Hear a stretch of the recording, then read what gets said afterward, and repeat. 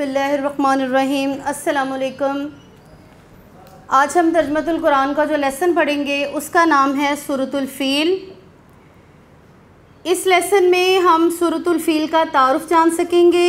इसके बाद इसके अंदर मरकज़ी मज़ामीन के बारे में हमें आगाही हो सकेगी। सूरतुल फ़ील का बामुहावरा तर्जुमा करने के हम काबिल हो सकेंगे। सबसे पहले हम इस सूरत की तिलावत करते हैं, इसके बाद हम इसकी रीडिंग की तरफ आएंगे। आऊज़ु बिल्लाहि मिनश शैतानिर रजीम, बिस्मिल्लाहिर्रहमानिर्रहीम।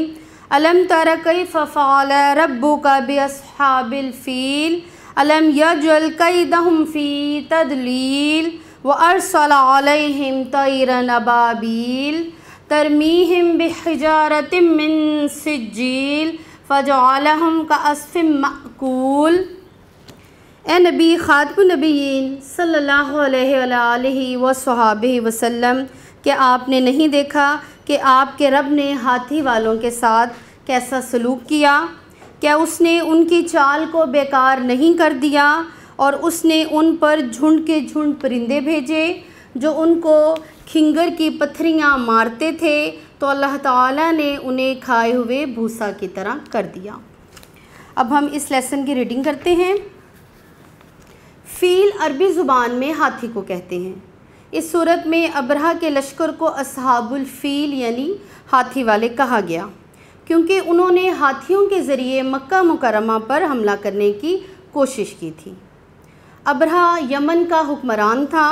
उसने यमन में एक आलीशान कलीसा तामीर करवाया और यमन के लोगों में ये ऐलान कर दिया कि आइंदा कोई शख्स हज के लिए मक्का मुकर्रमा ना जाए और इसी कलीसा को बैतुल्लाह समझे। इस ऐलान से अरब के लोगों में गम व गुस्सा की लहर दौड़ गई और उनमें से किसी शख्स ने रात के वक्त इस कलीसा में जाकर गंदगी फैला दी।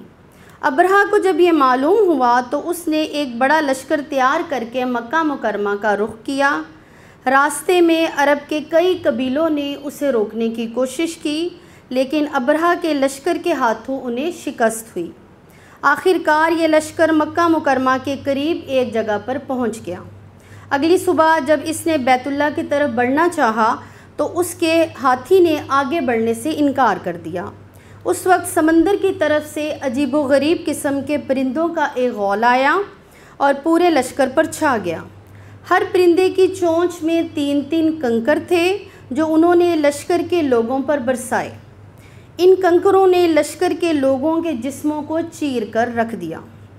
ये अजाब देखकर सारे हाथी भाग खड़े हुए। लश्कर के सिपाहियों में से कुछ वहीं हलाक हो गए और कुछ जो भाग निकले वो रास्ते में मर गए। अबरहा के जिस्म में ऐसा जहर सिरायत कर गया कि इसका एक एक जोड़ गल सड़ कर गिरने लगा। इसी हालत में इसे यमन लाया गया और वहाँ इसका सारा बदन बह बह कर ख़त्म हो गया। इसकी मौत सबसे ज़्यादा इबरतनाक हुई। इसके 2 हाथीबान मक्का मुकरमा में रह गए जो अपाहज और अंधे हो गए। बाद सहाबा कराम रज़ियल्लाहु तआला अन्हुम ने बाद में उन दोनों को इसी हालत में देखा। इस तरह अल्लाह ताला ने अपने घर की हिफाजत फरमाई और ताकत पर गुरूर करने वालों को सज़ा का मज़ा भी चखा दिया। अल्लाह ताला ने इस वाक़े को कुरान पाक में बयान फरमाकर क़यामत तक आने वाले इंसानों की नसीहत का ज़रिया बना दिया। अस्हाबे फ़ील के इस वाक़े ने पूरे अरब के दिलों में कुरैश की अज़मत बढ़ा दी। सब मानने लगे कि ये लोग अल्लाह ताला के पसंदीदा हैं। उनकी तरफ से ख़ुद अल्लाह ताला ने उनके दुश्मनों को हलाक कर दिया। इसी अज़मत का ये असर था कि कुरैश मक्का मुख्तलिफ़ मुल्कों का सफ़र करते थे और रास्ते में कोई उनको नुकसान नहीं पहुंचाता था। सूरतुल फ़ील का मरकज़ी ख़याल हाथी वाले लश्कर की तबाही का ज़िक्र करके मुसलमानों को तसल्ली देना है। सूरतुल फ़ील में ये बताया गया कि किस तरह अल्लाह ताला ने अपनी कुदरत से अबरहा और इसके लश्कर को हलाक किया और अपने घर खाना काबा और कुरैश मक्का की हिफाजत फरमाई। अल्लाह ताला ने अबरहा और इसके लश्कर पर छोटे छोटे परिंदे भेजे जिन्होंने कंकरियाँ फेंक कर पूरे लश्कर को नेस्तो नाबूद कर दिया। इस सूरत के मुताले से हमें ये मालूम होता है कि सबसे बड़ी ताकत अल्लाह ताला की ताकत है وہ جب کسی بڑے لشکر کو ہلاک کرنا چاہے تو چھوٹے پرندوں کے ذریعے بھی اس کو ہلاک کر سکتا ہے۔ ہمیں ہمیشہ اللہ تعالیٰ کی طاقت پر مکمل یقین رکھنا چاہیے۔ تو بیٹا اس سورت کا مرکزی خیال ہاتھی والے لشکر کی تباہی کا ذکر کر کے مسلمانوں کو تسلی دینا ہے۔ دراصل واقعہ یوں ہے کہ ابرہہ یمن کا حکمران تھا۔ اس نے یمن میں ایک عالی شان گرجا گھر تعمیر کروایا۔ جب اس نے یہ دیکھا کہ مکہ میں جو اللہ تعالیٰ کا گھر خانہ کعبہ یعنی بیت اللہ ہے، پوری دنیا سے مسلمان اس گھر میں اللہ تعالیٰ کے لیے عمرہ کرنے آتے ہیں، حج کرنے آتے ہیں، اللہ کے گھر کا طواف کرنے آتے ہیں، تو اس کو اس چیز سے بڑی تکلیف ہوتی تھی۔ اس کے اندر بڑا غرور اور تکبر تھا۔ وہ یہ چاہتا تھا کہ اس سے ملتی جلتی ایک عمارت وہ اپنے ملک یمن میں بھی بنوائے تاکہ پوری دنیا سے مسلمان، عیسائی، جس بھی مذہب کے لوگ ہیں وہ وہاں آئیں اور اس کے گھر کی زیارت کریں اور اللہ کے گھر بیت اللہ کو چھوڑ دیں۔ اس لیے اس نے اپنے ملک یمن میں ایک کلیسا تعمیر کروایا اور اس پر بڑا اس نے پیسہ لگایا، اور پوری دنیا میں اس نے یہ اعلان کر دیا کہ مسلمان اب حج کرنے کے لیے بیت اللہ نہ جائیں بلکہ اس کے ملک یمن میں آیا کریں۔ یہ بات جب آہستہ آہستہ عرب کے لوگوں کو پتہ چلی تو عرب کے لوگوں میں سے ایک شخص وہ یمن آیا، وہ اس کلیسا کے اندر گھسا اور اس نے اس کلیسا کے اندر گندگی پھیلا دی۔ اس نے اس کلیسا کے اندر جا کے پخانہ کر دیا۔ یہ بات جب بادشاہ کو پتہ چلی تو اس کے اندر غم و غصہ کی لہر دوڑ گئی، اس کو یہ بات برداشت نہ ہوئی۔ تو اس نے مسلمانوں کے لیے جو بہت زیادہ عظمت والا گھر تھا، اللہ کا گھر تھا، اس نے اس پر حملہ کرنے کے لیے پوری منصوبہ بندی کی۔ اس نے ایک پورا اپنا لشکر تیار کیا۔ اسے راستے میں کئی قبیلے کے لوگوں نے اس کو روکا لیکن وہ باز نہ آیا۔ وہ اپنے ہاتھی اور ایک مکمل فوج لے کر وہ مکہ مکرمہ پر اللہ کے گھر پر چڑھائی کرنے کے لیے نکل گیا۔